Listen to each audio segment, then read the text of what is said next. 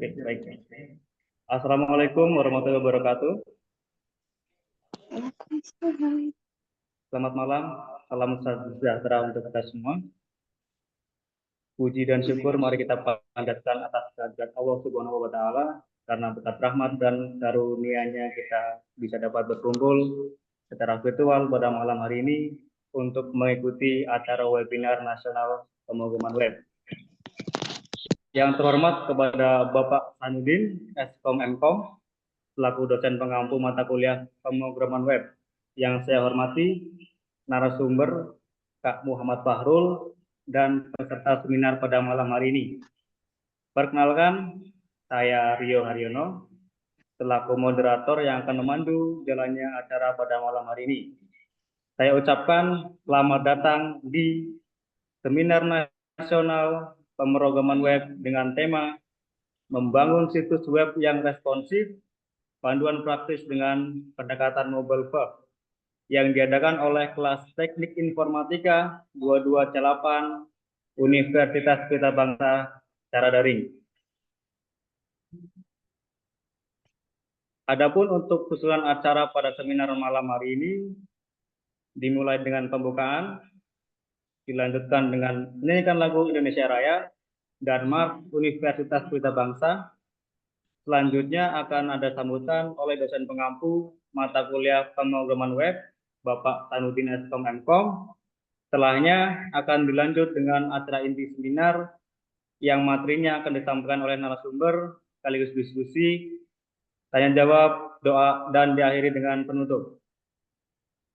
Untuk seluruh peserta dimohon tetap mengaktifkan kamera selama acara berlangsung dan menggunakan background yang telah panitia sediakan. Baik, langsung saja secara resmi kita buka seminar pada malam hari ini dengan membaca basmalah bersama-sama. Bismillahirrahmanirrahim. Dengan ini seminar pemrograman web resmi dimulai. Acara selanjutnya yakni menyanyikan lagu Indonesia Raya dan Mars Universitas Pelita Bangsa.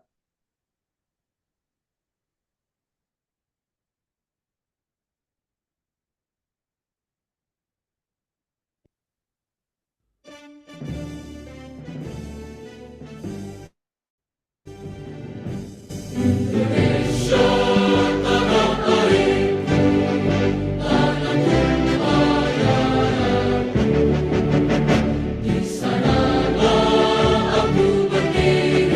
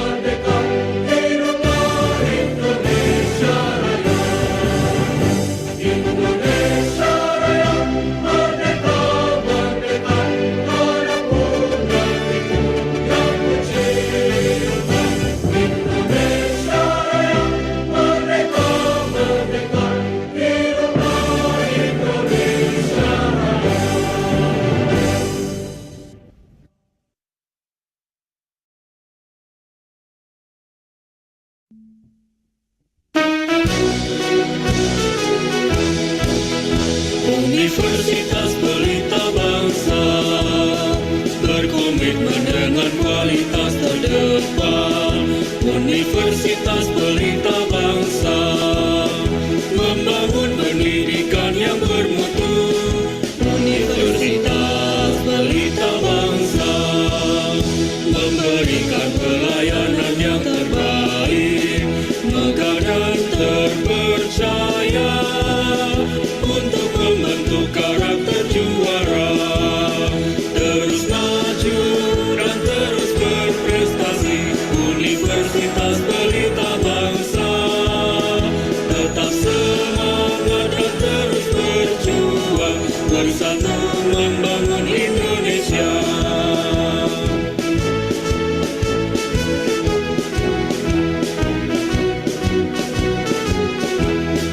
Universitas Pelita Bangsa memberikan pelayanan yang terbaik, megah dan terpercaya untuk membentuk karakter juara. Terus maju dan terus berprestasi. Universitas Pelita Bangsa tetap semangat dan terus berjuang, bersatu membangun Indonesia, bersatu membangun Indonesia.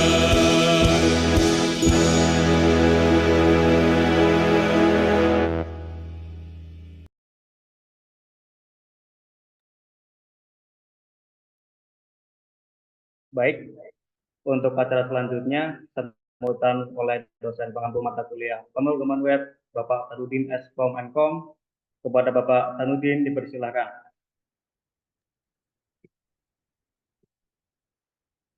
Baik, terima kasih. Selamat malam. Assalamualaikum warahmatullahi wabarakatuh. Waalaikumsalam. Alhamdulillah wa syukurillah kita dapat berkumpul ya. Ini udah ada yang sudah online 80 berapa nih? 85 ya. Kalau diregistrasi sudah 167. Luar biasa yang registrasinya ya dibanding kelas sebelah. Kelas ini luar biasa keren.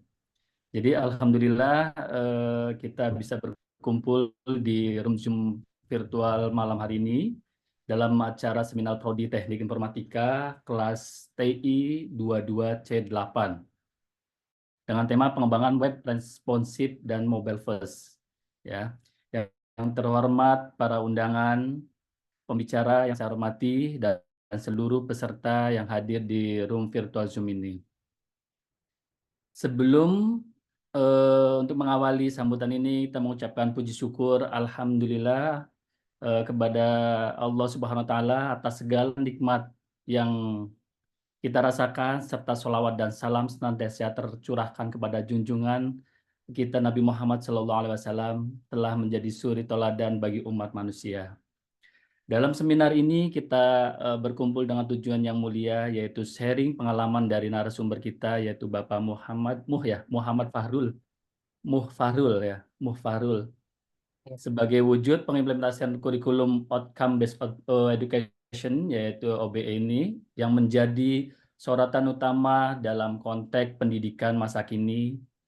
Tujuan dari seminar ini adalah untuk mendalami pemahaman tentang konsep OBE dan menggali ilmu dari narasumber kita, berbagi pengalaman dalam menerapkan serta merumuskan strategi atau konsep-konsep yang nanti apalagi pemrograman web secara responsif ya untuk meningkatkan efektivitas, mengimplementasikan, kita bukan hanya teoritis dan bisa mengembangkan dan biasanya kalau di IT ini kopas-kopas atau curi-curi pandang atau curi-curi coding. Nah, ini sedot saja nih dari narasumber kita ya, apalagi seirama dari mahasiswa atau teman-teman kelas TI 2C8 ini dengan materi yang disampaikan narasumber luar biasa, mencari narasumbernya seirama dengan mata kuliah. Jadi teman-teman semua baik yang kelas TI-nya atau dari umum ya, semoga bisa kolaborasi ya, bisa ambil serat ilmu dari pemateri ini ya, bisa berbagi dan tujuan akhirnya adalah meningkatkan efektivitas mengimplementasi di OBE di berbagai lembaga pendidikan. Yang akan terjadi ini kita dapat menghasilkan gagasan yang oke ya, yang smart, nantinya kita bisa seperti mobile first-nya dan dapat mengembangkan praktek pendidikan yang lebih baik di masa depan. Dengan sinergi dan kolaborasi yang kuat antara semua pemangku kepentingan, kita yang yakin bahwa dapat mencapai hasil yang lebih baik dalam memberikan pendidikan yang berkualitas bagi generasi yang mendatang. Dengan konsep seminar-seminar seperti ini, apalagi dengan materi yang luar biasa, ya, suruh join, saya buru-buru join. Karena dari judul aja udah greget. Dari judulnya aja udah greget banget, dan sehingga saya pantau registrasi ini juga sampai 167. Sampai detik ini mungkin linknya belum disampaikan ke semuanya ya.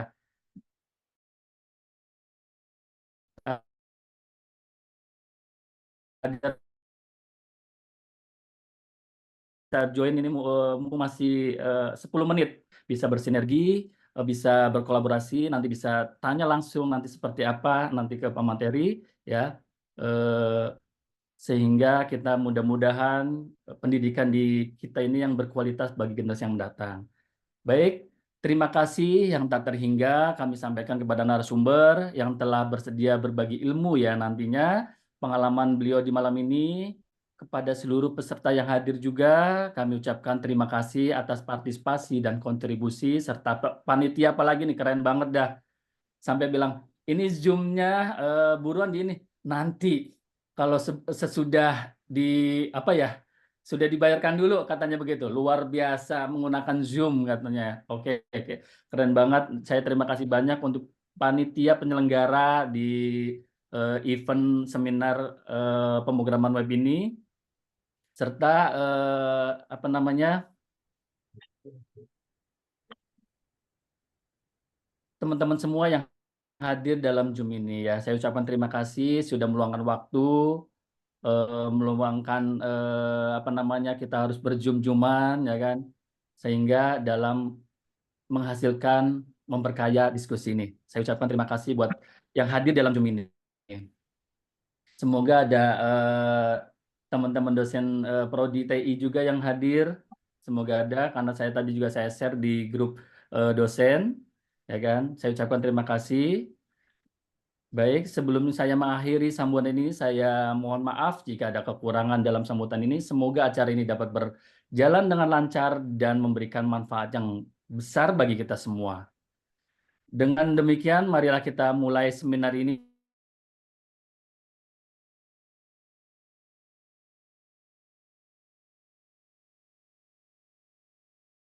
dengan semangat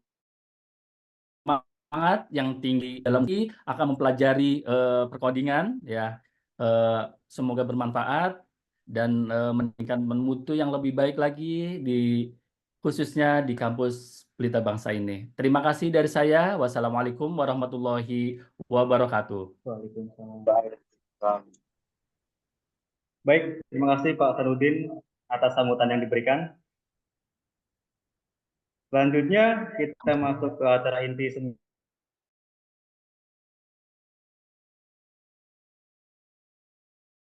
seminar pada malam hari ini, yaitu pemaparan materi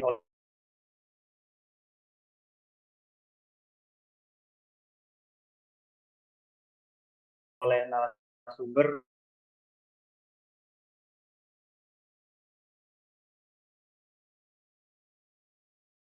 kita, Muhammad Fahrul. Jadi mungkin saya perkenalan dulu ya, Pak ya. Ini suara saya jelas, Pak? Nggak mantul atau bergema? Jelas, Kak? Oh iya. Baik.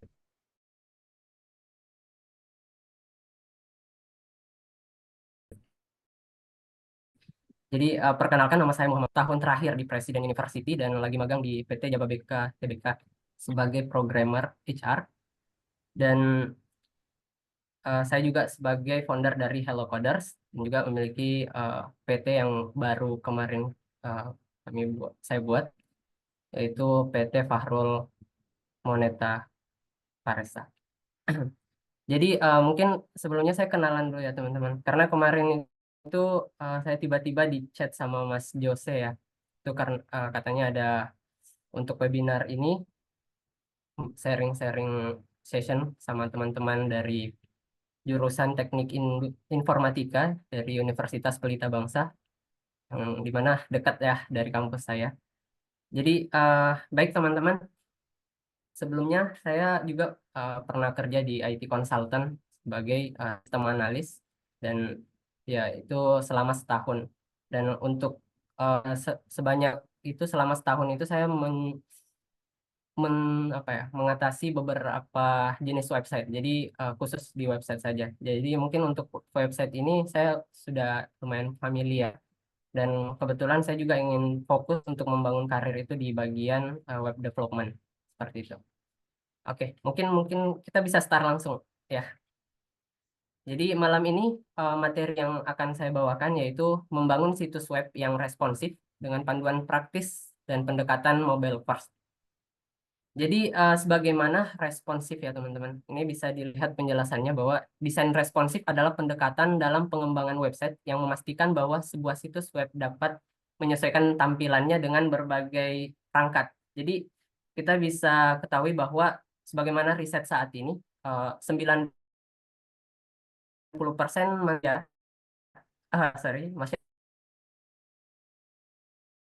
masyarakat seluler untuk mengakses informasi. Dan adapun 10%-nya itu adalah orang-orang yang ya mungkin dalam lingkup kata profesional. Jadi mereka kebanyakan mengakses melalui PC, komputer atau laptop. Nah, adapun 90%-nya itu adalah seperti masyarakat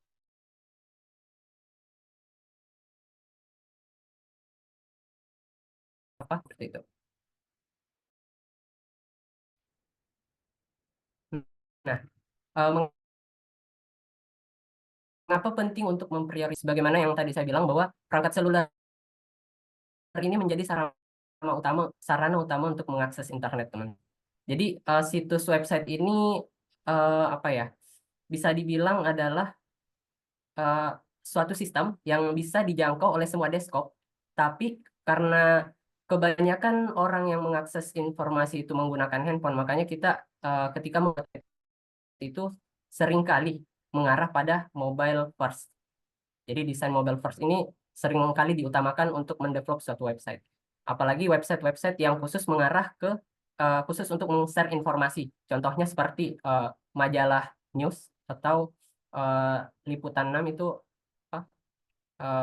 website-website atau platform-platform yang memberikan informasi setiap harinya itu biasanya lebih memfokuskan ke desain mobile first. Nah, di sini ada beberapa hal yang penting ya yang perlu diperhatikan, bahwa mereka juga ingin menggunakan fitur bawaan ponsel seperti browser-browsernya. Desain mobile first ini menghasilkan UX yang baik. Apa itu UX? UX itu user experience.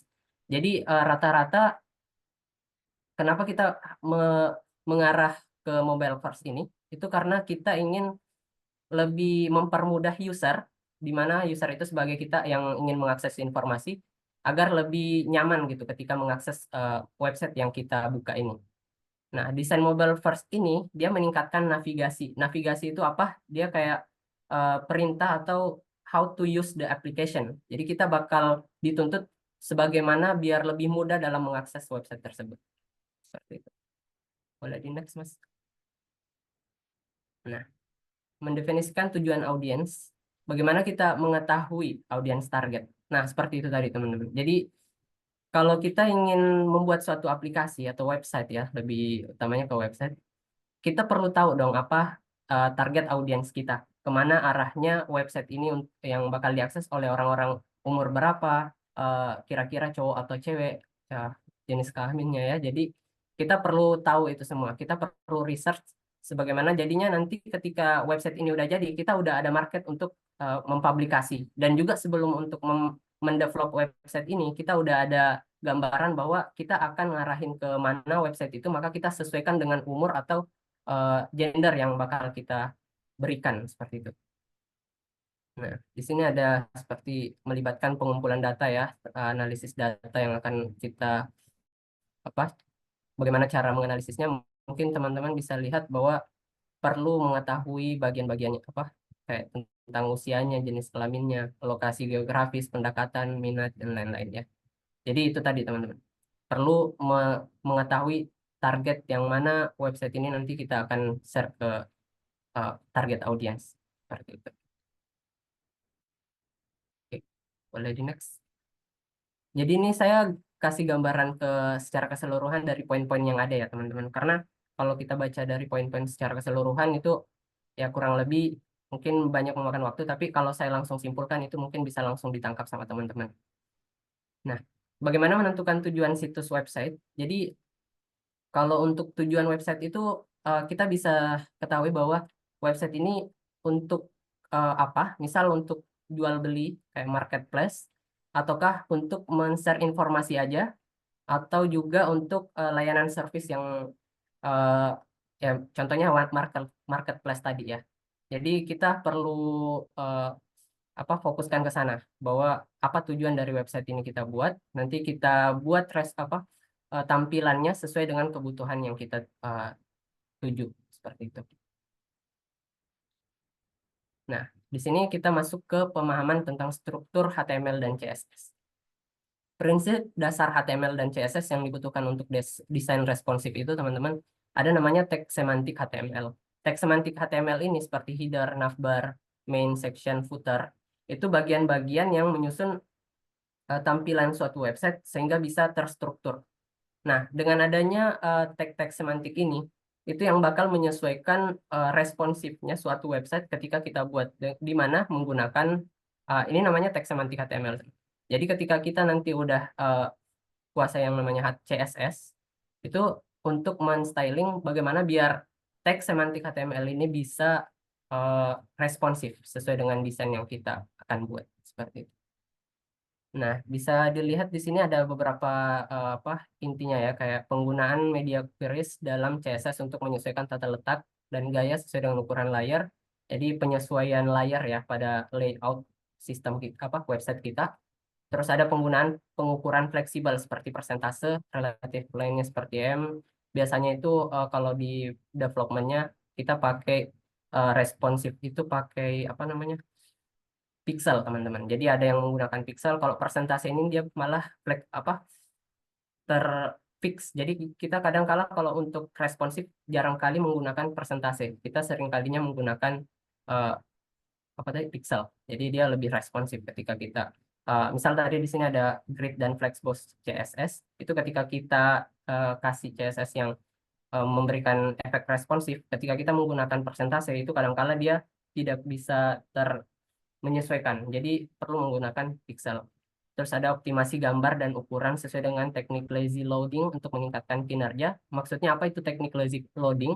Jadi teman-teman ketika menggunakan mendevelop suatu website, usahakan teman-teman itu menggunakan teknik ini, teknik lazy loading. Jadi kita nggak perlu loading lama ketika mengakses suatu website, dan itu dipengaruhi beberapa beberapa elemen di dalam sistem yang kita buat itu. Makanya nanti mungkin di next page ada yang bahas ini, nanti kita lanjut di sana ya. Nah, penggunaan viewport meta tag untuk mengontrol tampilan halaman di perangkat seluler. Nah, biasanya teman-teman kalau udah pernah nyentuh HTML, dan saya yakin semuanya pasti udah nyentuh ya. HTML ini kan biasanya ketika kita tanda seru terus tab ya, itu biasa langsung ke ke generate tuh satu struktur HTML kan. Nah, biasanya itu ada tag viewport ini yang dimana itu yang mengontrol tampilan halaman di perangkat seluler. Dan adapun uji coba untuk penyesuaian desain, maksudnya setelah melakukan penyesuaian ini, teman-teman perlunya lakukan uji coba. Karena untuk mengetahui apakah ini sudah sesuai dengan struktur atau belum. Seperti itu. Oke, boleh next. Nah, penggunaan media queries untuk mengatur tata letak berdasarkan ukuran layar.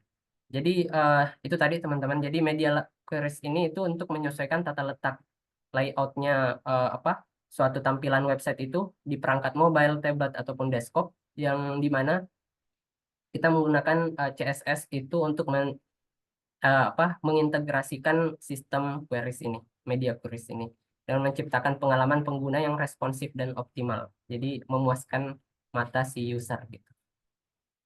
Oke. Nah, pengoptimalan gambar dan media. Nah, di sini nih yang saya bilang tadi. Jadi untuk teknik lazy loading yang tadi sebelumnya kita ini teman-teman, itu bisa diambil kesimpulan bahwa kita perlu memperingan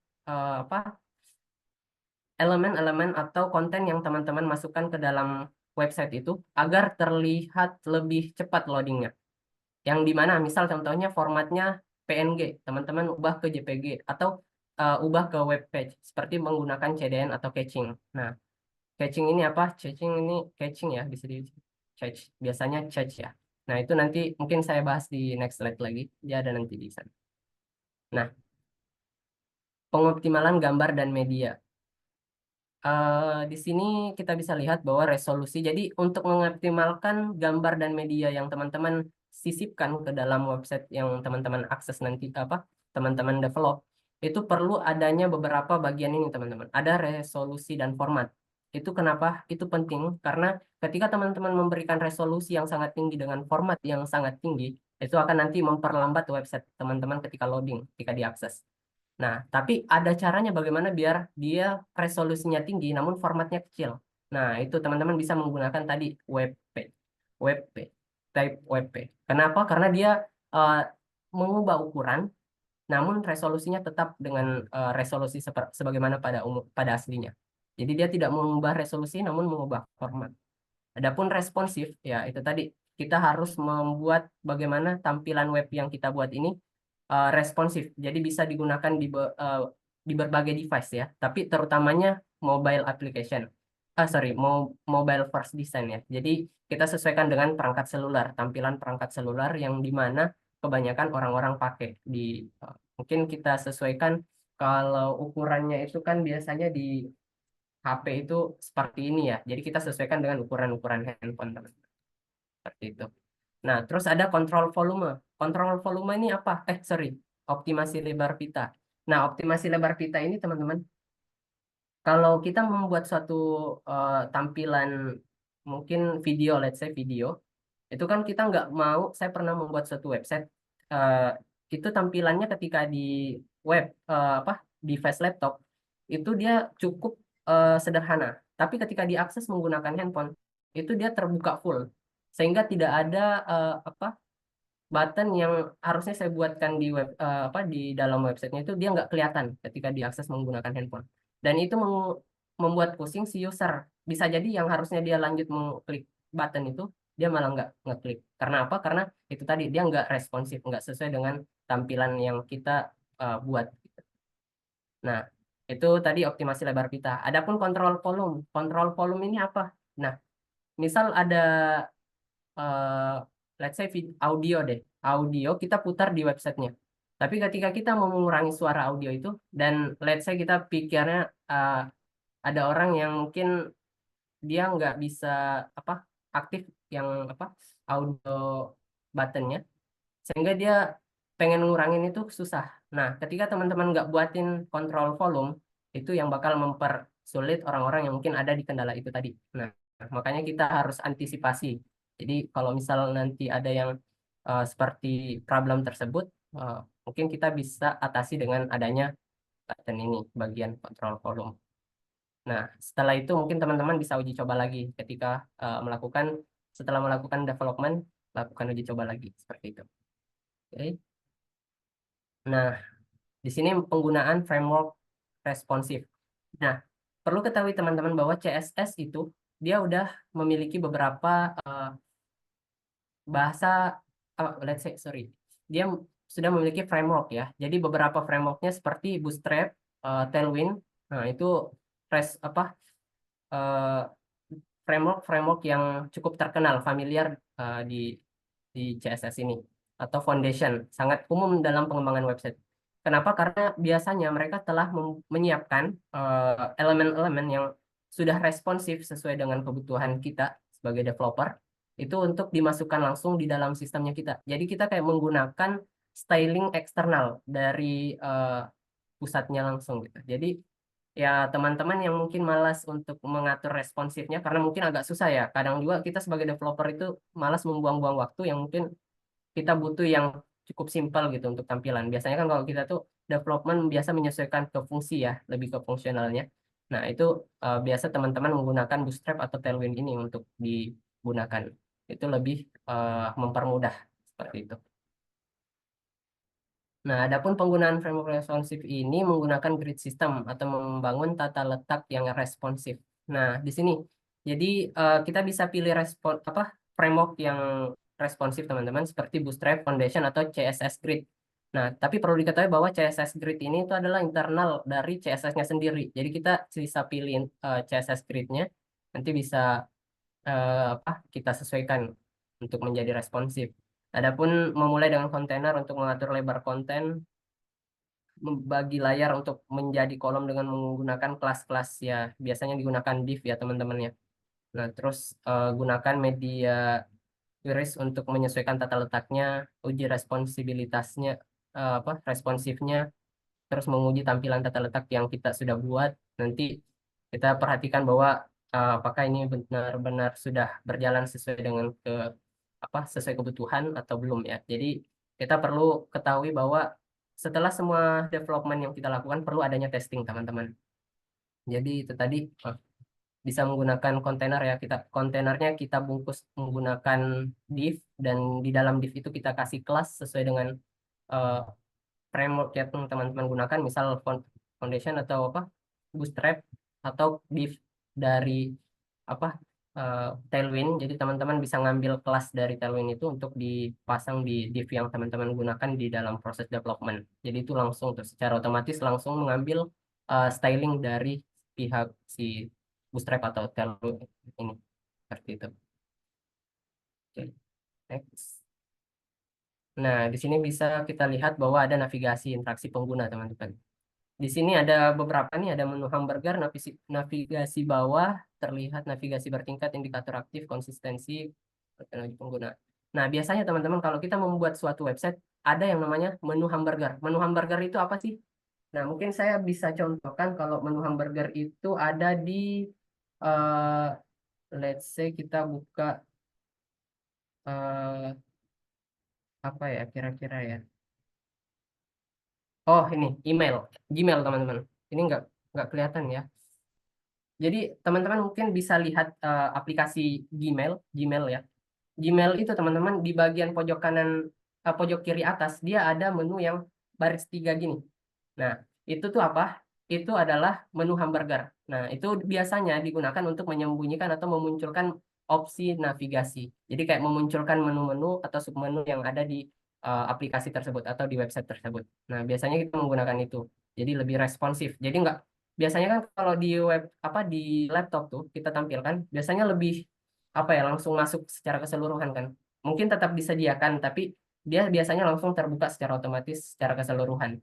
Tapi karena di handphone tampilannya terbatas, layoutnya terbatas, makanya kita langsung buatkan secara otomatis si button hamburger ini pas kita buka defaultnya itu menyembunyikan button-button yang ada yang banyak itu. Nah, ketika kita klik dia bakal muncul secara keseluruhan, sangat banyak. Nah, ada lagi navigasi bawah. Navigasi bawah ini apa teman-teman? Nah, biasanya ketika kita membuka Instagram contohnya ya, teman-teman kalau buka Instagram biasanya kan ada navigasi itu di bawah, ada home, ada search, ada tambah untuk upload konten atau reels, story. Nah, terus ada reels, ada user profile. Nah, itu namanya navigasi bawah teman-teman. Terus pencarian terlihat, maksudnya apa ya, teman-teman perlu memperlihatkan tampilan navigasi pencarian itu. Jadi ketika ada orang-orang yang ingin mencari, misal mencari username ya, teman-teman bisa langsung di atas tuh ada search username seperti itu. Jadi menampilkan navigasi pencarian. Terus ada lagi navigasi bertingkat. Nah, navigasi bertingkat ini teman-teman bisa lihat di email tadi. Email itu dia ada, ketika kita klik ada lagi tuh submenunya di bawah gitu. Terus indikator aktif. Indikator aktif itu apa? Indikator aktif itu ketika teman-teman misal mau klik satu tombol, misal submit tombol atau pilih tombolnya. Ketika teman-teman pilih, biasanya kan dia kayak udah nggak bisa keklik tuh. Atau dia berubah secara otomatis dari tampilan yang lain. Nah, itu dia berarti menggunakan eh, indikator aktif. Yang dimana kalau di codingannya itu biasanya titik 2 aktif bahasa Inggris. Nah, seperti itu. Terus indikator aktif konsistensi. Nah, konsistensi ini apa? Jadi teman-teman ketika menggunakan misal mau develop satu sistem website, teman-teman ketika menggunakan navigasi bawah, ya otomatis teman-teman harus menggunakan navigasi bawah. Tapi teman-teman ketika membuat websitenya menggunakan menu hamburger untuk memberikan navbarnya, sidebarnya, nah teman-teman berarti pakai yang menu hamburger ini. Jadi teman-teman perlu konsisten dalam penerapan navigation bar ini. Navigation bar entah itu mau pakai sidebar itu yang biasanya terletak di samping kiri entah kanan, atau mau pakai navigasi navbar bawah. Jadi navigasi yang ada terletak di bawah atau navigasi yang terletak di atas. Jadi tergantung ininya teman-teman. Lalu lakukan uji pengguna. Jadi teman-teman setelah mendevelop itu tadi selalu lakukan testing terhadap website yang teman-teman kerjakan seperti itu. Nah, menyempurnakan navigasi dan interaksi pengguna. Nah, di sini ada kayak responsif sederhana. Jadi, teman-teman perlu melakukan, ya itu tadi ya. Jadi, tampilannya walaupun sederhana, tapi responsif, teman-teman. Memudahkan navigasi kepada user. Jadi, agar user experience pada pengguna itu lebih lebih memuaskan gitu pada pengguna. Dan memprioritaskan konten. Jadi, let's say teman-teman membuat suatu website, tapi kontennya ini nggak kebuka gitu. Misal gambar atau video. Misal teman-teman akses websitenya, tapi pas dibuka mungkin cuma ada pada gambar mungkin cuma putar-putar doang. Nah, itu kadang karena adanya di konten ini kita kurang perhatiin. Jadi mungkin perlu dikurangin formatnya ya seperti itu. Jadi kita ubah formatnya ke yang lebih mudah untuk diakses. Jadi ada tadi yang saya sampaikan di belakang sebelumnya bahwa penggunaan web page type format itu penting untuk memberikan akses yang lebih cepat ketika user mengakses websitenya teman-teman. Terus ada pencarian efektif. Jadi di sini bisa kita sediakan fitur ya pencarian yang mudah kepada user. Jadi ketika mereka ingin melakukan pencarian secara langsung di website kita, itu kita bisa langsung mereka bisa langsung melihat oh ada di sini seperti itu. Jadi kita perlu mempermudah mereka gitu untuk melihatnya. Terus ada formulir terstruktur. Nah, bagian yang terstruktur maksudnya itu ketika teman-teman membuat suatu form itu perlu teman-teman gunakan ada namanya label kan itu kayak pemberian perintah misal nama terus ada fieldnya untuk mengisi nama tuh. Nah teman-teman biar gimana lebih ini bisa saya lanjut lagi elemen interaktif optimal. Jadi mungkin teman-teman bisa kasih placeholder, namanya itu tag elemen placeholder di dalam inputnya. Jadi biasanya teman-teman ketika cuman ada input nama, biasanya kan atau salah satu perintah yang mungkin kurang jelas. Nah biasanya teman-teman yang developer itu memberikan field di dalam field itu placeholder untuk memberikan perintah atau contoh, memberikan contoh kepada user untuk mengisi sebagaimana yang diperlukan. Misal contoh titik 2 isi apa gitu dia kasih. Jadi biar lebih jelas teman-teman. Seperti itu. Nah, terus elemen interaktif optimal tadi maksudnya apa? Jadi mungkin ini bisa dibilang lintas lintas link. Jadi kalau misal kita mendevelop suatu sistem biasanya pagination page-nya itu atau halaman-halamannya jangan terlalu diberi jarak dari folder ke folder yang lain. Jadi itu biasanya memperlambat untuk mengakses. Biasakan kalau bisa dalam satu folder yang sama seperti itu. Tapi kalau memang 1-2 folder masih inilah. Cuman kalau udah masuk ke subfolder itu biasanya agak-agak lama ya ketika loading. Nah, habis itu teman-teman lakukan lagi uji pengguna. Oke. Nah, uji coba dan pengoptimalan lanjutan. Nah, di sini teman-teman bisa lihat ada uji responsif ya. Nah, teman-teman yang tadinya udah melakukan development nih kepada website yang teman-teman build, itu teman-teman bisa gunakan beberapa tools dari website dari Google. Nah, ketika teman-teman pengen uji responsifnya, teman-teman bisa gunakan Google's Mobile Friendly Test untuk mengevaluasi apakah ada halaman-halaman yang belum responsif dari untuk perangkat seluler teman-teman. Jadi teman-teman sisa masukkan URL situsnya, teman-teman nanti langsung ditinjau tuh dari website tersebut. Nah, terus ada lagi optimasi gambar ya. Di sini optimasi gambar, perkecil ukuran gambar. Sorry, ini kayaknya kegeser ya di sebelumnya. Oke. Nah, di sini ada analisa hasilnya. Jadi kalau misal udah dianalisis nanti bakal muncul yang mana halaman-halaman yang belum responsif. Nah, lalu teman-teman bisa perbaikin masalah, fix problem yang ada, bahwa yang halaman yang mana nih yang belum. Terus lakukan lagi deployment. Setelah deployment, lakukan pengujian kembali.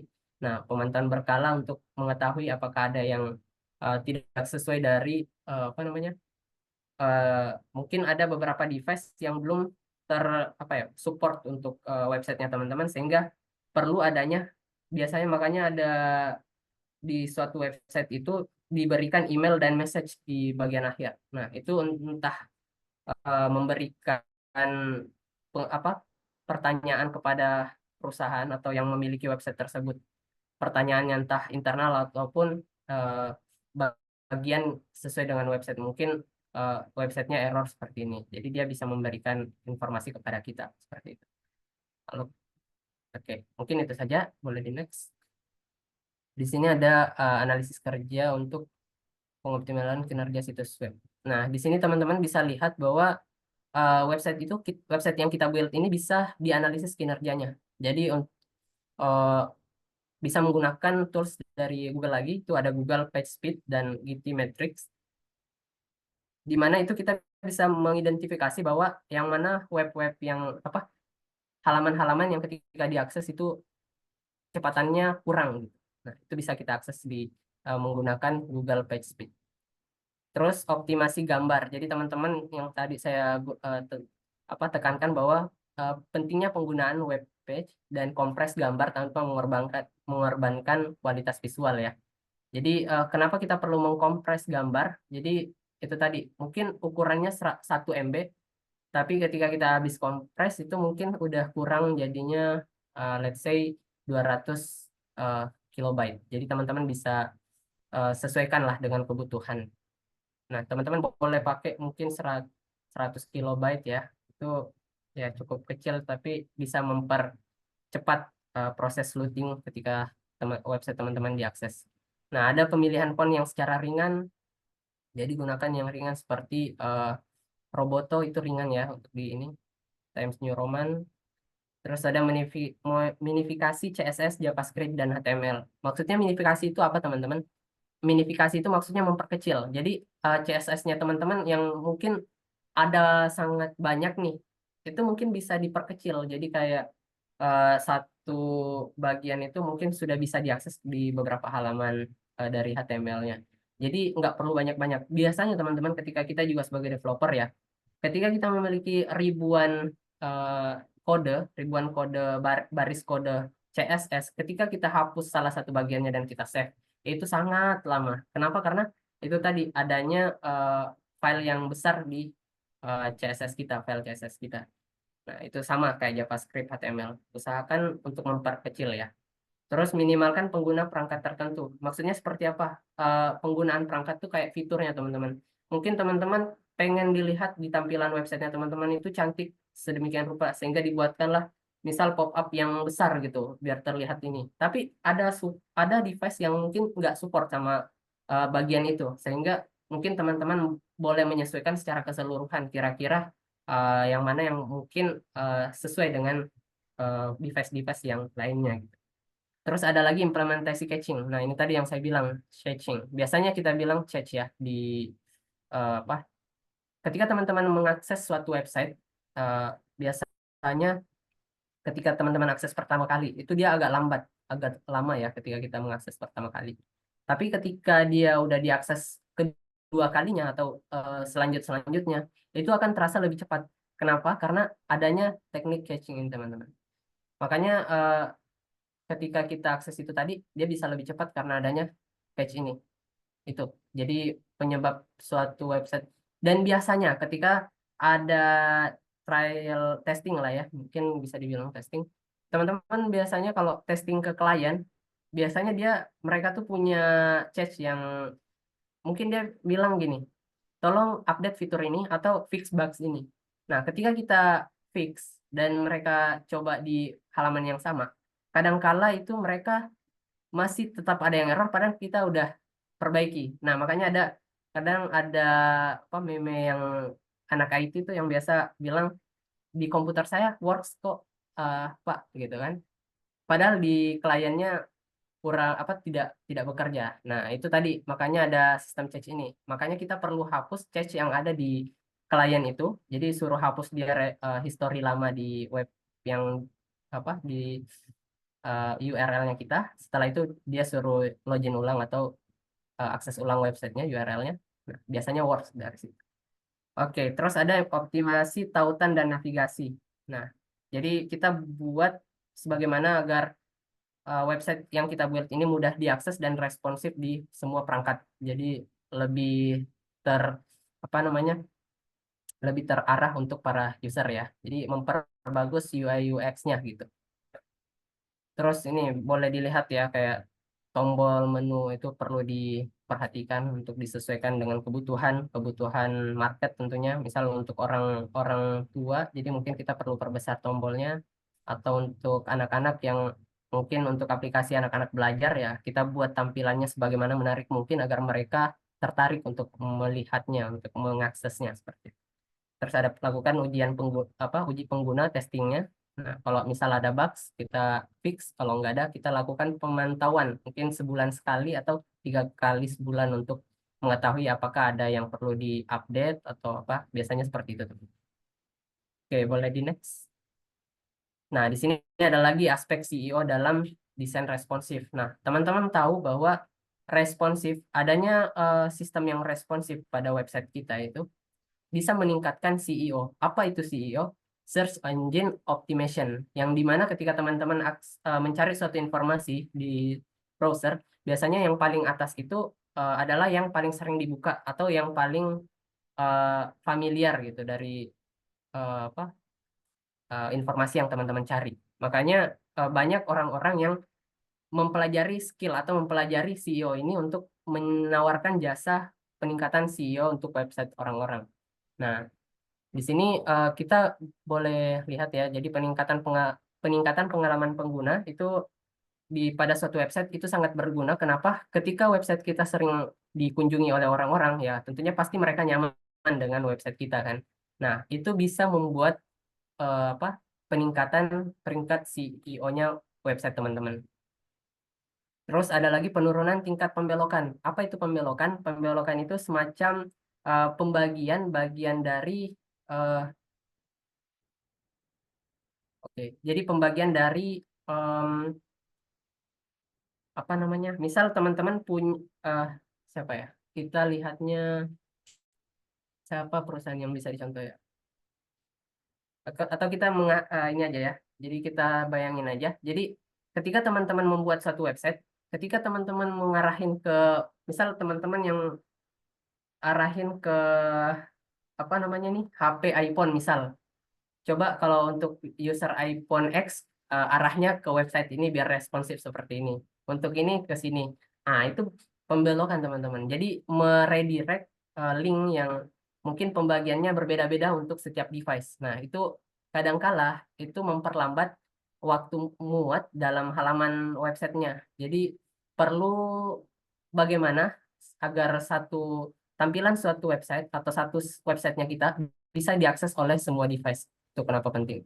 Terus peningkatan waktu muat. Nah, itu tadi kita perlu mengoptimalisasi konten atau media yang teman-teman gunakan, tag-tag HTML yang teman-teman gunakan, codingan yang teman-teman gunakan di websitenya itu perlu diminifikasi atau optimalisasi lagi gitu. Terus peningkatan dukungan dan mobile first indexing. Google secara bertahap itu beralih ke indeksisasi berbasis mobile, teman-teman. Kenapa? Karena mereka tahu bahwa yang paling banyak menggunakan atau mengakses internet ke Google itu tentunya orang-orang yang menggunakan mobile. Itu tadi makanya ada eh, penelitian bahwa 90% masyarakat atau orang di muka bumi ini menggunakan handphone untuk mengakses informasi. Terus ada lagi meningkatkan tingkat pengindesan. Jadi ya itu tadi ya. Jadi situs yang responsif URL ini kita bisa bagaimana agar bisa semua device bisa mengakses website kita dalam satu URL namun bisa untuk semua device. Seperti itu. Itu yang lebih mempermudah mesin pencari ketika ingin mengakses suatu informasi. Ada user yang ingin mengakses suatu informasi. Itu meningkatkan CEO-nya, peningkatan peringkat search engine-nya. Seperti itu. Oke, boleh di next. Tren dan masa depan responsif web design. Nah, ini bisa dilihat bahwa ya itu tadi ya. Jadi kenapa bahkan dari Google seiring berjalannya waktu mereka indeksisasi ke penggunaan mobile seluler. Mereka fokus pada hal itu karena mereka bisa lihat trennya gitu. Jadi kita bisa tahu bahwa perusahaan teknologi di Indonesia itu perusahaan teknologi di dunia itu mereka pasti melihat tren ke depan. Dan saya rasa memang semua perlu kita orang-orang teknologi atau bahkan bisnis itu perlu melihat celah apa tren yang akan datang. Seperti saat ini kita bisa melihat AI itu sangat-sangat meningkat drastis ya selama beberapa tahun terakhir. Nah, itu perlu kita ini sih. Di sini bisa kita lihat tren desain adaptif, desain responsif dan terus berkembang dinamis terhadap pengguna. Jadi kita buat desainnya seresponsif mungkin. Terus mobile first approach, maksudnya kita fokus pada desain lebih ke mobile. Jadi itu tadi ya. Jadi kita usahakan ketika kita mendevelop suatu sistem, kita fokus pada desain mobile first. Terus optimasi kecepatan halaman. Jadi teman-teman harus fokus pada kecepatannya. Jadi jangan sampai user itu bosan menunggu atau jangan sampai kayak kok ini kita mau nunggu gambar atau videonya kok nggak muncul-muncul, makanya mereka keluar terus nyari yang lain seperti itu. Terus integrasi teknologi pintar. Nah, mungkin kedepannya bakal ada penerapan desain responsif yang menggunakan AI, teman-teman. Bisa jadi ya, bisa jadi. Ketika kita nanti mendevelop, itu teman-teman nggak perlu lagi menggunakan CSS, teman-teman. Mungkin bisa jadi AI yang langsung ketika kita membuat desainnya atau ketika kita membuat websitenya, itu langsung otomatis responsif gitu. Jadi nanti mungkin bisa jadi ya, ini gambaran saya ke depan bisa jadi ada AI responsif yang meresponsifkan suatu di website yang kita develop, teman-teman. Bisa jadi seperti itu. Dan saya rasa kemungkinan beberapa tahun lagi bakal ada sih. Terus peningkatan kompatibilitas browser. Nah, jadi teman-teman ketika mendevelop suatu sistem, usahakan teman-teman lakukan uji coba di beberapa browser. Jangan cuma di satu atau dua browser, karena ada beberapa browser. Mungkin dari browsernya kita sebagai di komputer-komputer ada yang Edge, ada yang Chrome yang paling terkenal, nah kalau di iPhone ada yang pakai Safari. Nah, itu perlu kita teman-teman perhatikan ya. Jadi harus disesuaikan di semua browser. Nggak perlu ini. Takutnya juga nanti ada browser yang mungkin baru diluncurkan ke depannya, ya kita nggak tahu ya. Jadi kita harus standby untuk lakukan update terhadap website yang kita develop itu. Dan bukan cuman standby dengan website yang kita develop, tapi perlu prepare juga terhadap development yang akan kita lakukan di kemudian hari. Terus aksesibilitas yang ditingkatkan, maksudnya kita buat sebagaimana agar user ini gampang untuk mengakses di website yang kita develop atau website yang kita buat.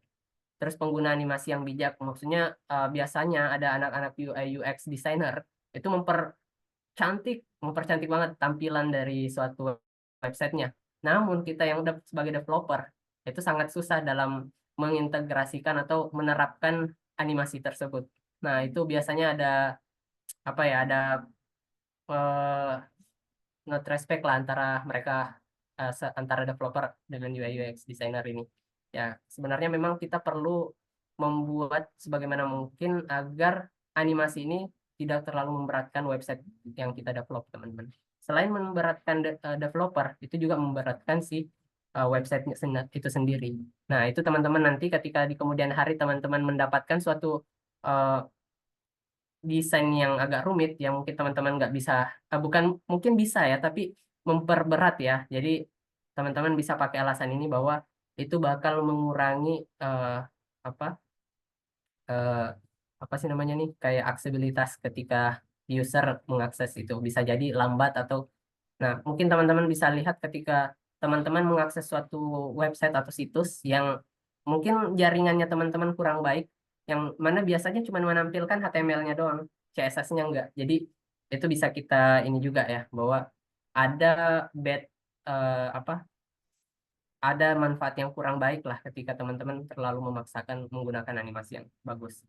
Terus adapun tantangan dan peluang, ya itu tadi, kalau misal peluangnya mungkin mempermudah orang-orang yang, atau apa ya, menghiasi bagaimana biar orang-orang ini nyaman dengan tampilan website kita. Tapi tantangannya itu tadi, dia mungkin memperberat si website itu untuk diakses. Atau dari segi responsifnya mungkin bisa jadi di beberapa device kurang interaktif gitu. Jadi kita perlu sesuaikan itu semua. Oke, udah di next. Tren dan masa depan responsive web design. Jadi perkembangan teknologi dan tren terbaru dalam desain responsif itu kita bisa lihat di sini ada pendahuluannya ya, pengenalan desain responsif, pentingnya adaptasi terhadap perkembangan teknologi. Terus teknologi terbaru dalam bentar ya. Bukan dari desktop first ke mobile first approach. Jadi evolusi desain responsif maksudnya yang kemarin awalnya dari tampilan desktop itu sekarang rata-rata ngarah ke mobile first approach, mobile design. Terus dampak teknologi terbaru terhadap pendekatan desain responsif, itu kita bisa lihat bahwa perlu adanya, ya kita sebagai anak IT perlu prepare dengan segala perkembangan yang ada di muka bumi ini, seperti AI mungkin ya yang kita tahu baru-baru ini, itu perlu kita apa ya, prepare lah.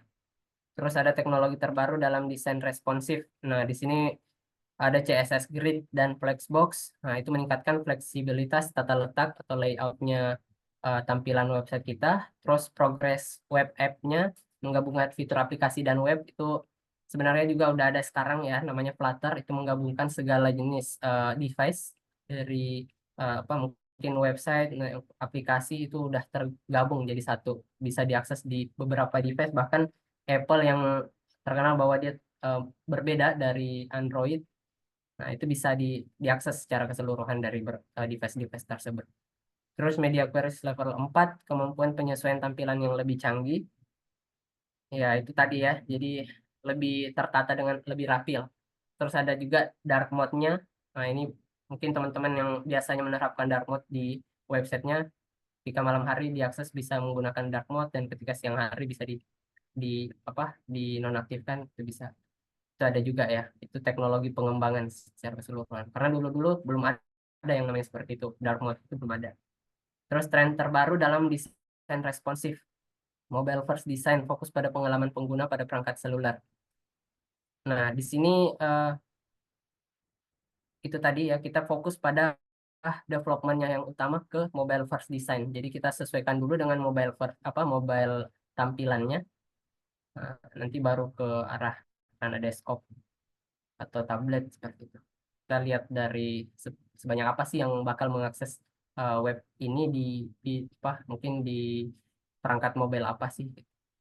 Terus AI dan machine learning, personalisasi pengalaman pengguna. Ini mungkin karena nanti kedepannya bakal, ya itu tadi yang saya bilang ya, AI ini mungkin kedepannya bakal sangat membantu kita sebagai developer untuk mengoptimalkan atau membuat tampilan website kita itu lebih wow gitu, teman-teman. Jadi mungkin teman-teman nggak perlu insecure karena adanya AI yang katanya bakal muncul software engineer AI software engineer yang namanya Devin AI. Itu ya, bahkan kita dengar sekarang kabarnya bahwa dia itu adalah fake, jadi nggak asli gitu. Kita kurang tahu sih. Tapi ya kita harus prepare juga sebagaimana yang saya bilang sebelumnya bahwa jangan terlalu ya namanya kita anak IT ya, perlu siap untuk selalu update yang ada di Infabumi ini. Terus ada AR dan VR, interaksi pengalaman yang lebih imersif. Maksudnya apa? AR ini apa? Kalau AR itu misal contohnya seperti ini teman-teman. Ketika teman-teman mengakses Maps, biasanya bisa teman-teman lihat ya. Kalau teman-teman lihat itu maksudnya masih bisa melihat sekelilingnya teman-teman. Tapi kalau VR ini visual apa? VR, duh, saya lupa ininya. VR itu dia secara keseluruhan yang mungkin teman-teman bisa ambil contoh dari Vision Pro yang punya Apple kemarin yang baru rilis. Itu dia ketika menggunakan dia nggak bisa melihat secara keliling. Jadi ya itu perbedaan antara AR dan VR. Terus animasi subtil, maksudnya kita meningkatkan interaksi pengguna dengan animasi yang halus, sebagaimana yang tadi saya ini yang di page sebelumnya bahwa kita perlu sesuaikan dengan kebutuhan si user agar lebih mempermudah ketika diakses dan juga tidak memberatkan pada web itu sendiri. Terus ada tantangan dan peluang. Tantangan dalam menjaga konsistensi tata letak di berbagai perangkat. Jadi kita perlu sesuaikan itu. Gunanya ada responsive design ini karena kita sesuaikan dengan kebutuhan di beberapa semua device. Jadi kita sesuaikan dengan desain-desain yang akan digunakan di beberapa device, teman-teman. Terus ada peluang untuk menciptakan pengalaman baru pengguna yang menarik dan keterlibatan yang lebih tinggi. Nah, semakin sering atau semakin senang pengguna, atau semakin nyaman pengguna menggunakan websitenya teman-teman, ya pasti semakin sering untuk digunakan kan. Itu itu kenapa kita perlu adanya desain responsif ini. Terus sebagai kesimpulan bahwa rangkuman pengembangan teknologi dan tren terbaru dalam desain responsif ini perlu di apa ya, mungkin sebaik-baiknya di keep lah ya teman-teman, bisa dipelajari bagaimana biar websitenya kita bisa lebih responsif agar membuat kenyamanan para pengguna alias UI UX apa UI UX-nya lebih wow lah, jadi mempernyaman orang-orang atau memperpuas para user ketika mengakses websitenya teman-teman, seperti itu ya. Boleh di next.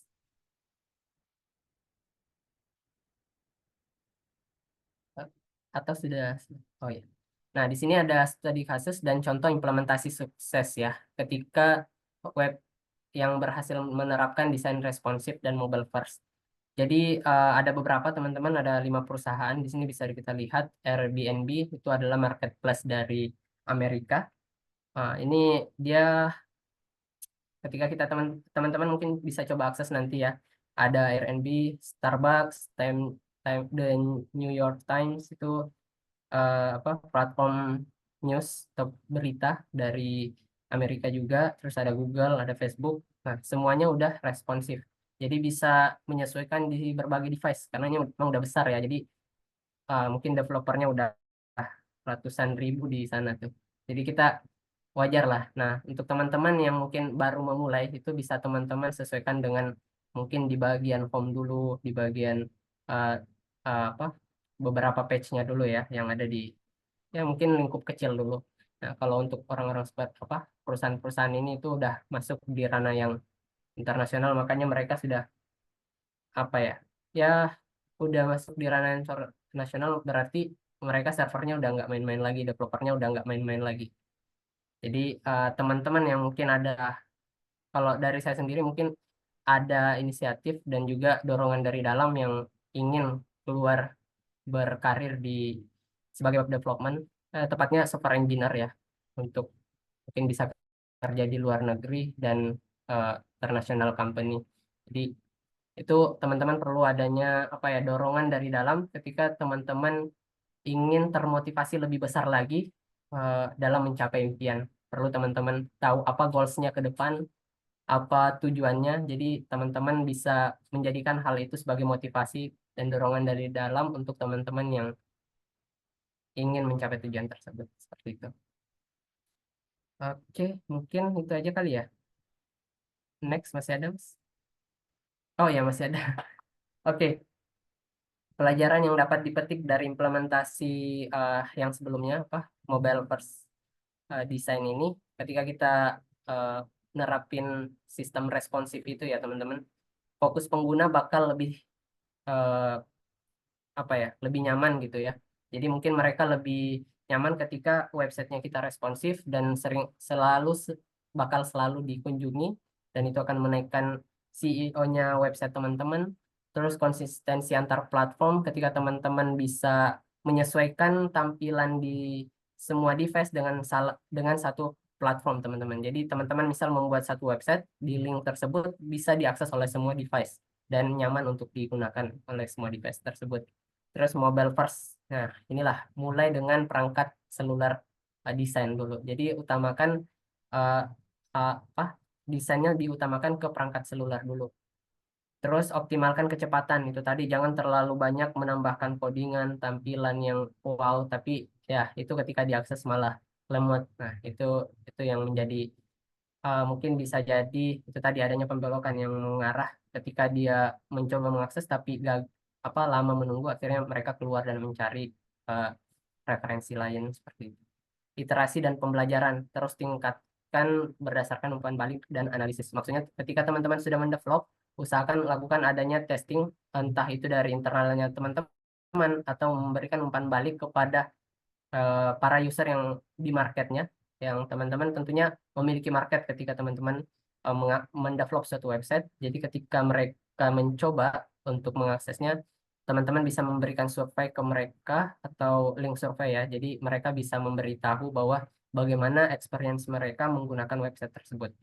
Terus responsif terhadap perubahan. Jadi ya itu juga, selain responsif pada website teman-teman, selalu juga responsif terhadap keadaan. Ketika dunia mulai memberikan news atau update terkait teknologi, ya teman-teman harus lakukan juga update juga. Jadi jangan sampai tertinggal dengan teknologi yang ada, pembaruan yang ada. Terus komunikasi dan keterlibatan. Bangun hubungan yang kuat dengan pengguna agar setiap ada kendala, mereka bisa mengajukan dan teman-teman bisa langsung memperbaiki. Seperti itu. Oke. Boleh di next. Nah, oke. Mungkin sekian ya teman-teman dari saya malam ini. Eh, Sangat-sangat panjang ya materinya ya, tapi mungkin berguna bagi teman-teman yang kedepannya kita sesama eh, pelajar ya, mahasiswa yang mungkin kedepannya bakal berkarir di bidang web development ini. Semoga ini adalah materi yang mungkin bagi teman-teman dapat ilmu baru, knowledge baru. Saya juga sebagai pemateri sebenarnya eh, ya lebih ke teori. Mungkin yang sebelumnya mengarah ke penerapannya, ya sekarang baru tahu oh iya betul ternyata teorinya seperti ini, dan di sini saya baru mendapatkan ya new knowledge lah ya. Jadi kita sama-sama belajar sih, teman. Baik, saya kembalikan lagi kepada eh, panitia. Terima kasih. Wassalamualaikum warahmatullahi wabarakatuh. Waalaikumsalam warahmatullahi wabarakatuh. Baik, terima kasih Kak Farul atas materi yang disampaikan. Sangat menarik dan menambah wawasan untuk kita semua.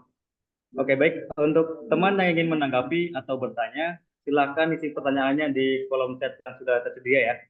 Oke, ditunggu pertanyaannya dari teman-teman, atau yang mau sharing-sharing bisa di kolom chat.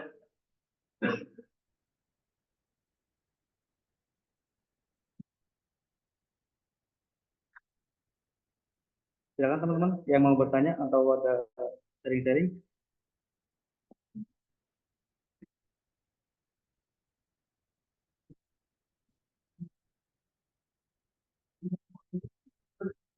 Oke, Kak Farul, kita tunggu dari teman-teman ya untuk sesi tanya jawabnya.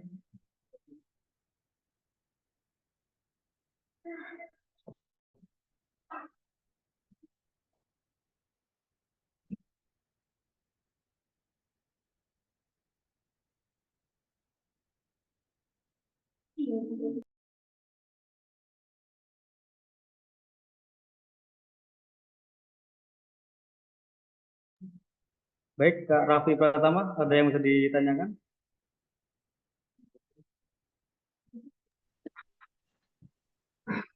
Kak Raffi, Selamat silakan. malam semuanya teman-teman. Terima kasih Kak. Sebelumnya saya mungkin langsung Ke pertanyaannya aja ya. Oke, baik.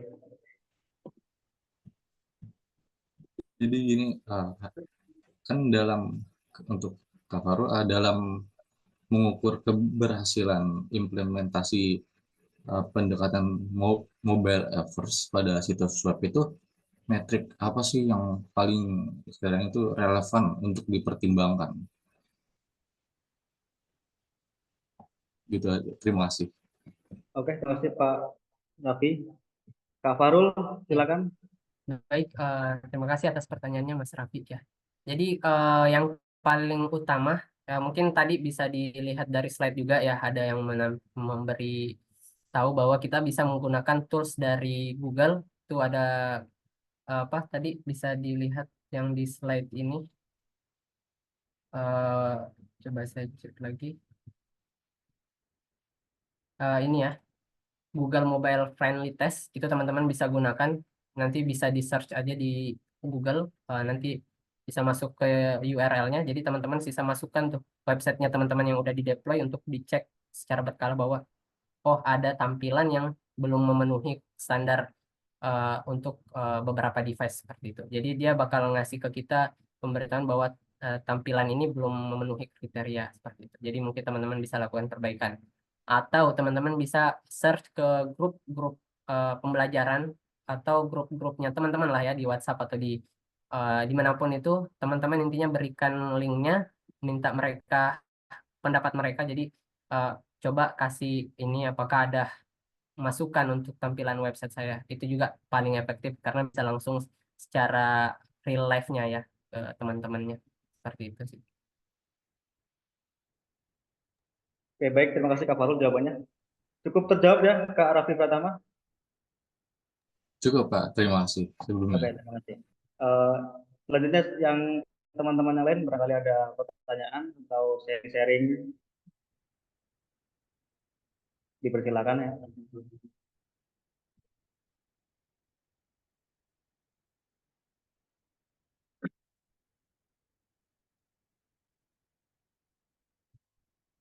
Silakan teman-teman,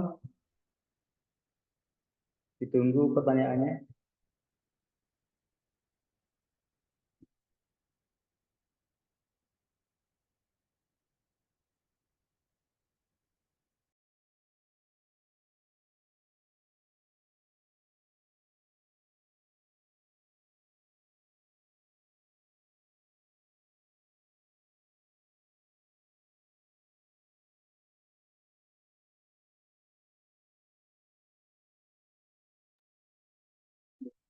Oke, baik Kak Farul, ini ada pertanyaan dari Kak Endah Kurnia Fitri di kolom chat. Pertanyaannya, untuk mobile responsif, lebih disarankan untuk menggunakan Bootstrap atau Tailwind ya Kak? Oke, begitu Oke, Kak pertanyaan dari Kak Endah Fitri. baik. Pertanyaannya bagus ya dari Kak Endah Kurnia Putri. Eh, ini saya mungkin kasih gambaran aja. Jadi Bootstrap dan Tailwind ini merupakan framework dari CSS ya. Dan untuk responsifnya, maksudnya mobile responsif yang lebih tepat untuk Bootstrap atau Tailwind ini sebenarnya nggak ada perbedaan, Kak. Dari segi tesnya sama-sama CSS, cuman dari segi developmentnya atau apa penggunaannya itu mungkin agak berbeda.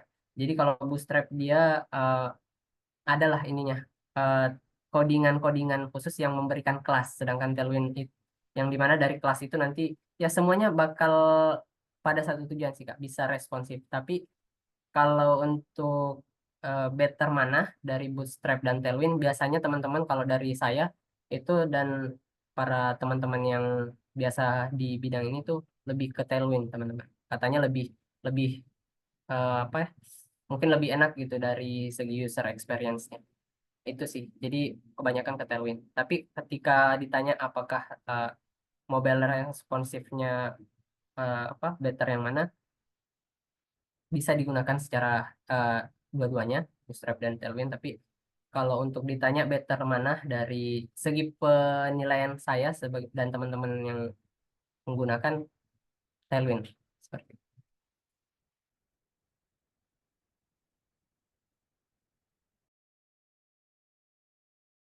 Oke, terima kasih Kak Farul atas jawabannya.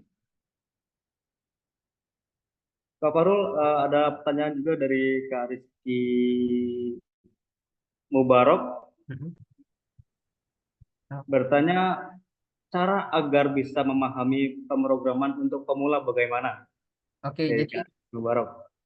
teman-teman yang agar bisa memahami pemrograman untuk pemula maksudnya bagaimana? Jadi teman-teman harus ketahui dulu nih, teman-teman sebenarnya di bidang pemrograman ini sangat banyak teman-teman. Ada khusus untuk pemrograman website, ada pemrograman mobile, ada desktop. Nah, itu teman-teman perlu aware sama hal itu. Jadi ketika teman-teman udah tahu dari semua bidangnya, teman-teman fokus mana yang teman-teman mau ambil.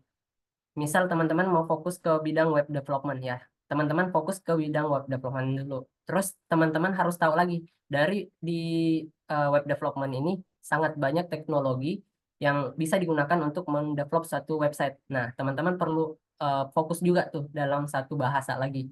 Teman-teman misal mau fokus ke bahasa apa begitu. Tapi jangan fokus ambil bahasa ini dulu. Teman-teman perlu lagi tahu bahwa di mobile ini dia ada beberapa bidang lagi. Jadi sangat apa ya berurutan juga ya.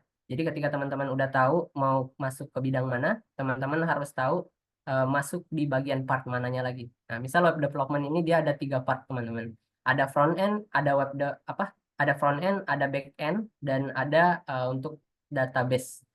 Ada juga full stack. Nah, maksudnya full stack itu apa? Dia bisa front end, bisa back end, bisa memonitoring atau mengkonfigurasikan database juga. Jadi dia udah bisa full lah, bisa di semuanya. Nah, adapun untuk front end dia tuh untuk segi tampilan. Jadi mungkin kayak responsibilitas dari suatu website itu warnya ke front end. Tapi untuk back end itu teman-teman yang how to the system bisa berfungsi sesuai dengan tujuannya. Jadi kayak misal ketika teman-teman mengirim data nih dari satu dari satu tampilan untuk ditampilkan lagi di tampilan lain. Nah, itu kan data yang dibawa itu oleh yang teman-teman masukkan itu dibawa oleh si backend ini. Backend yang membawa tampilan sehingga data yang teman-teman masukkan bisa tampil di tampilan yang lain. Itu namanya backend, teman-teman. Jadi teman-teman perlu ketahui itu. Ketika teman-teman udah tahu, ya mungkin teman-teman bisa belajar sedikit demi sedikit. Misal untuk front end, saya perlu belajar apa? Misal kalau front end itu kayak HTML, CSS. Nah, kalau teman-teman yang mau belajar eh, back end, teman-teman mungkin bisa belajar ke PHP. Nah, seperti itu.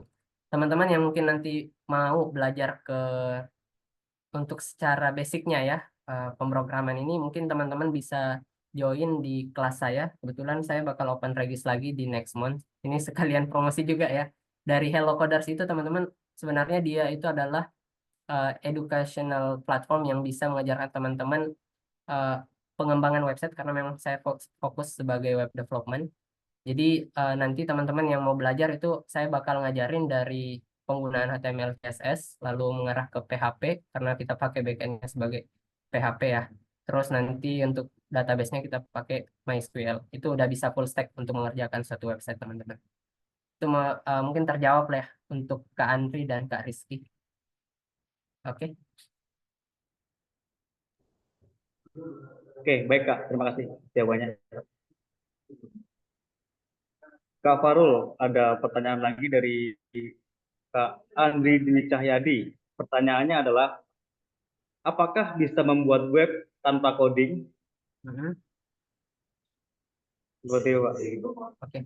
Baik, jadi kalau untuk WordPress itu teman-teman biasanya dia memiliki extension yang memungkinkan suatu website yang kita develop ini menjadi responsif.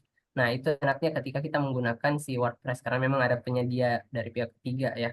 Nah, adapun ketika teman-teman yang melakukan metode coding, nah itu ya itu tadi perlu mendevelop. Tapi mungkin ada juga ya yang mempermudah lagi karena udah ada framework yang membuat mobile first design juga responsifnya. Jadi udah sama-sama enak, cuman mungkin dari segi developmentnya aja yang beda. Kalau WordPress itu bisa dikatakan kayak anak desain yang menggunakan Figma, dan kalau untuk si uh, developer yang menggunakan coding itu lebih tertantang ya ininya karena memang langsung menggunakan kode. Dan apa perbedaan WordPress dan coding ini? Mungkin teman-teman yang menggunakan WordPress itu secara developmentnya mungkin terbatas karena ada beberapa bagian yang nggak bisa di coding atau diubah semaunya kita. Walaupun secara ininya responsif dan lebih mudah. Tapi ketika kita menggunakan coding, ya itu tadi mungkin agak susah, tapi kita bisa seleluasanya teman-teman. Mau ngodingnya seperti apa, itu teman-teman bisa sesuaikan dengan eh, tag-tag yang ada. Jadi teman-teman sisa ini. Cuman mungkin ya mungkin agak berat ya ketika teman-teman implementasikan. Tapi tenang aja, sekarang udah ada ChatGPT kan. Teman-teman udah bisa tanyain ke ChatGPT kayak gimana sih ininya. Tapi teman-teman jangan menggunakan ChatGPT itu sebagai apa alat ya. Teman-teman bisa menjadikan itu sebagai pemandu atau dosen keduanya teman-teman yang secara bisa dibilang itu dosen yang selalu ada. Ketika teman-teman mau belajar, dosennya misal tengah malam tidur, teman-teman mau belajar dan sesuai dengan ininya teman-teman, ya bisa teman-teman gunakan ChatGPT ini. ChatGPT itu ketika teman-teman memberikan apa eh, kata-kata yang sesuai dengan teman-teman mau dan apa sesuai dengan apa sih namanya nih struktur katanya yang benar, itu bakal diberikan eh, ilmu yang menurut saya cukup ini sih eh, more than yang diajarkan dosen, bisa dibuat mengerti ke teman-teman juga.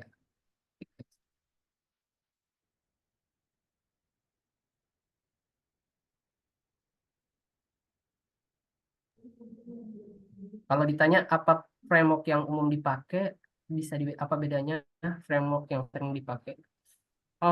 Perbedaannya itu tadi ya. Jadi kalau untuk WordPress dia itu tadi ada keterbatasan. Kalau untuk mobile version yang menggunakan coding ya dia lebih lebih fleksibel seperti itu.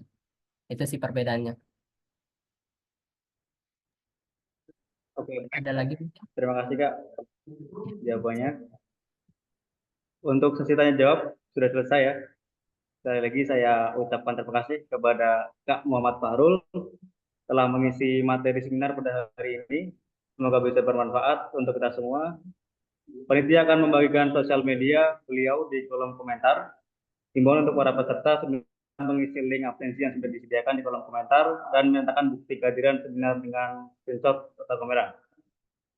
Ya baik, tak terasa kini kita sudah berada di penghujung acara seminar. Kita tutup acara pada malam hari ini. Kita adakan sesi foto bersama terlebih dahulu. Untuk semua partisipan dimohon nyalakan kamera.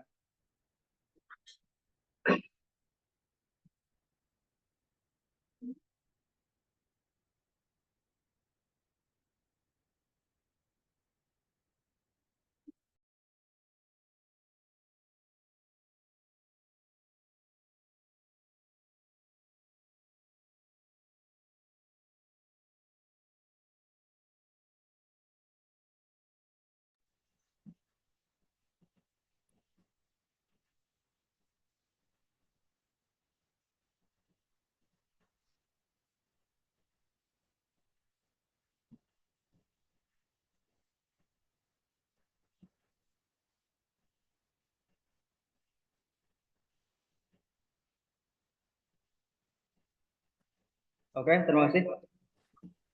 Sebelum saya akhiri, saya mengucapkan banyak terima kasih kepada Pak Sanudin, Kak Muhammad Farul, selaku narasumber, teman-teman semua, dan seluruh partisipan yang sudah hadir dalam rangkaian acara seminar.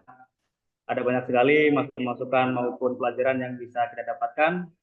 Saya selaku moderator pada seminar ini, mohon maaf sebesar-besarnya apabila saya, tim panitia, ada kesalahan dalam berbicara, bertutur kata. Sekian, mari kita tutup acara seminar pada malam hari ini dengan hamdalah.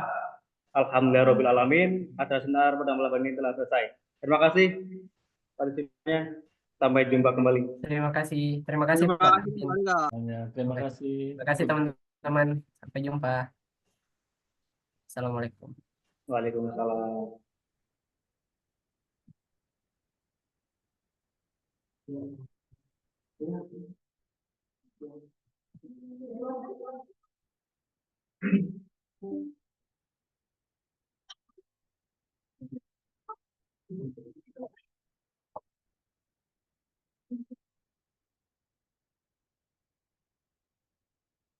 Cindy.